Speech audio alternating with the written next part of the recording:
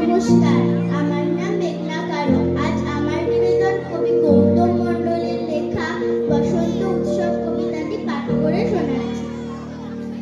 এই ছেলেটা কোথায় যাবি, পিচকিরি নে হাতে, মনের সুখে রং মেখে নে দোলের সুপ্রভাতে।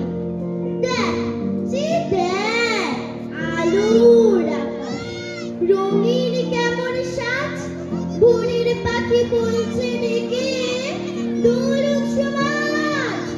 আবির মাখা পূবের আকাশ, রঙিন হলো মন, দোল দোল দোল দুলুই দোলায় দুলছে পলাশ বন।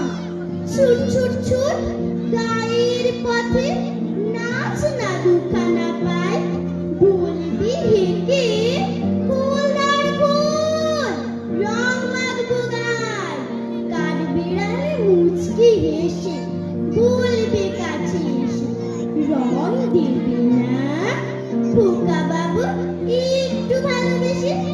বুড়ো ধানের ক্ষেতটা তখন ঘুম ভেঙে হাই তুলে, তাকিয়ে দেখে গায়ের ছেলে দোল খেলে রং গুলে।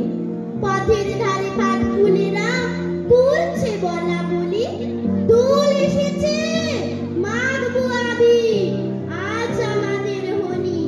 ও ভাই আজ আমাদের হোলি, নে মেখে নে দু হাতে তোর রঙিন আবির সব। এলো রে আজ রঙিন সকাল, বসন্ত উৎসব। ও ভাই বসন্ত উৎসব। নমস্কার।